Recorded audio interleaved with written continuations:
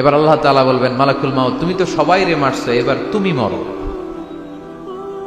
এবার তুমি মরো, তুমি মরো। শোনার সাথে সাথে মালাকুল মাউতের কাঁপুনি ছুটে যাবে, খিঁচুনি এসে যাবে ভয়ে। আল্লাহ বলবেন, কাঁপুনি দিয়ে তো লাভ নাই, কারণ কুল্লু নাফসিন যায়িকাতুল। রব্বুল আলামিন বলবেন, মালাকুল মাউত কেঁদো না, এটাই দুনিয়ার বিধান, আমি আল্লাহর দেয়া বিধান, এটাই জন্মালেই মরতে হয়। যাও, জান্নাত জাহান্নামের মাঝখানে একটা জায়গা আছে, জায়গাটার নাম হলো আরাফ। এই আরাফের মধ্যেখানে যে দাঁড়াও, ওখানে যে মালাকুল মাউত কাঁপতে থাকবে। মালাকুল মাউত বলবে, আল্লাহ সৃষ্টির শুরুতে যদি জানতাম, সৃষ্টির শুরুতে যদি জানতাম সবাইকে মৃত্যুদান করার পরে, রূহ কবজ করার পরে আমাকেও মরতে হবে, তাহলে এই কঠিন দায়িত্বের ব্যাপারে আপনার কাছে ক্ষমা চাইতাম। আজকে আমারও যে ভাগ্য বরণ করে নিতে হবে সৃষ্টির শুরুতে, আমি এটা কল্পনাই করতে পারি নাই। আল্লাহ বলবেন, নো টক, মুত, ইয়া মালাকাল মাউত, মর, মরে যা, মুত, মরে যাও। বলার সাথে সাথে মালাকুল মাউত এক বিকট চিৎকার হাঁকিয়ে মরে যাবে। মালাকুল মাউতের চিৎকারটা সেদিন এত ভয়ঙ্কর হবে, বিষ্ণু ইসা ইসলাম বলেন, ওই চিৎকারের আওয়াজ যদি পৃথিবীর মানুষেরা কান দিয়ে শুনতে পেত, তাহলে কিয়ামত সংগঠিত হওয়ার জন্য আলাদা করে ইসরাফিলের সিঙ্গার প্রয়োজন হতো না। ওই চিৎকারের আওয়াজে প্রতিটা মানুষ কানের পর্দা ফেটে ওই জায়গায় লাশ হয়ে পড়ে যেত। এই পৃথিবী থাকার জায়গা নয়।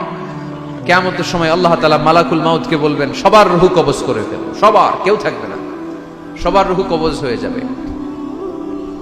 আল্লাহ মালাকুল মাউতকে বলবেন, মালাকুল মাউত কি অবস্থা? বলবে, সব শেষ। মাইয়াবকা, কে বাকি? মালাকুল মাউত বলবে, জিনেরা বাকি, যাদেরকে দেখা যায় না। আল্লাহ বলবেন, জিনদেরকেও শেষ করে ফেলো, রূহ কবজ করো। মালাকুল মাউত আজরাইল জিনদের রূহ কবজ করবে। আল্লাহ এবার জিজ্ঞেস করবে, ইয়া মালাকাল মাউত আখবিরনি মাইয়াবকা, এবার বলো আর কে বাকি? মালাকুল মাউত বলবে, আল্লাহ মানুষগুলো সব শেষ, জিনগুলাও শেষ, এবার বাকি ইবলিস শয়তান, ইবলিসরেও শেষ করো, ইবলিসও শেষ। আল্লাহ আবার জিজ্ঞেস করবেন, ইয়া মালাকাল মাউতি মাইয়াবকা, আর কে বেঁচে আছে বলো? মালাকুল মাউত বলবে, আল্লাহ আপনার কথা অনুযায়ী পৃথিবীর সব মানুষের রূহ কবজ করলাম, সব জিনদের রূহ কবজ করলাম, ইবলিসের রূহ কবজ করলাম, এখন আছে শুধু ফেরেশতারা।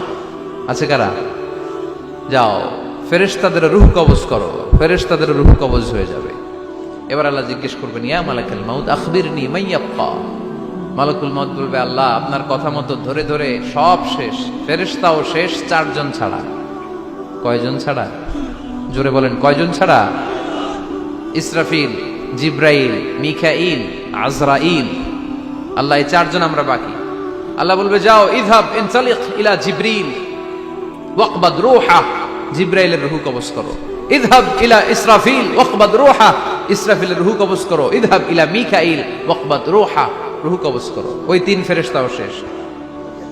এবার আল্লাহ তাআলা জিজ্ঞেস করবেন, ইয়া মালাকাল মাউত আখবিরনি মাইয়াবকা, হে মালাকুল মাউত আর কে বাকি আছে বলো? মালাকুল মাউত বলবে, আল্লাহ আপনার কথা মতো মানুষগুলো শেষ, জিনগুলো শেষ, ইবলিস শেষ, আমার বাকি তিন ভাই ইসরাফিল, মিকাইল, জিব্রাইলও শেষ, শুধু আমি, শুধু আমি। আল্লাহ বলবেন, কেউ নাই? মালাকুল মাউত বলবে, না আল্লাহ কেউ নাই। এবার আল্লাহ তাআলা বলবেন, মালাকুল মাউত তুমি তো সবাই রে মারছো, এবার তুমি মরো, এবার তুমি মরো, তুমি মরো। শোনার সাথে সাথে মালাকুল মাউতের কাঁপুনি ছুটে যাবে, খিঁচুনি এসে যাবে ভয়ে। আল্লাহ বলবেন, কাঁপুনি দিয়ে তো লাভ নাই, কারণ কুল্লু নাফসিন যায়িকাতুল। রব্বুল আলামিন বলবেন, মালাকুল মাউত কেঁদো না, এটাই দুনিয়ার বিধান, আমি আল্লাহর দেয়া বিধান, এটাই জন্মালেই মরতে হয়। যাও, জান্নাত জাহান্নামের মাঝখানে একটা জায়গা আছে, জায়গাটার নাম হলো আরাফ।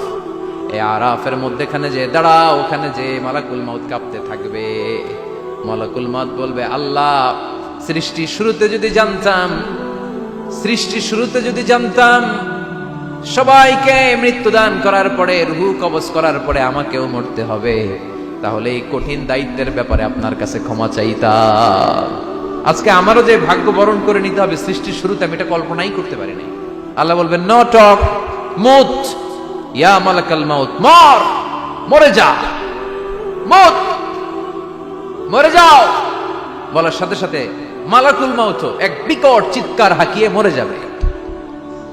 মালাকুল মাউতের চিৎকারটা সেদিন এত ভয়ঙ্কর হবে, বিষ্ণু ইসা ইসলাম বলেন ওই চিৎকারের আওয়াজ যদি পৃথিবীর মানুষেরা কান দিয়ে শুনতে পেত, তাহলে কিয়ামত সংগঠিত হওয়ার জন্য আলাদা করে ইসরাফিলের সিঙ্গার প্রয়োজন হতো না।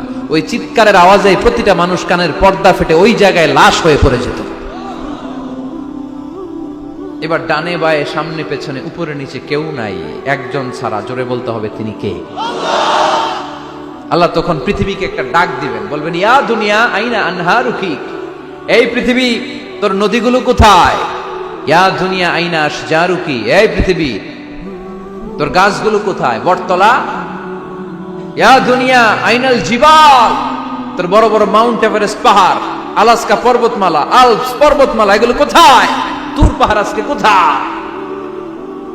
ইয়া দুনিয়া আইনাল মুলুক, রাজা বাদশারা কোথায় যারা ক্ষমতার দাপটে পা জমিনে ফেলতে চাইতো না? আইনাল জাবাবেরা, অত্যাচারী স্বৈরা শাসকগুলো আজকে কোথায়? কোথায় আজকে? কোনো আওয়াজ নাই।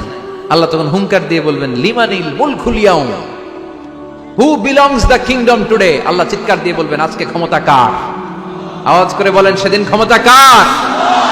আল্লাহ সেদিন প্রশ্ন করে নিজেই নিজের প্রশ্নের উত্তর দিবেন, লিমানিল মুলকুল ইয়াউমা লিল্লাহিল ওয়াহিদিল কাহ্হার।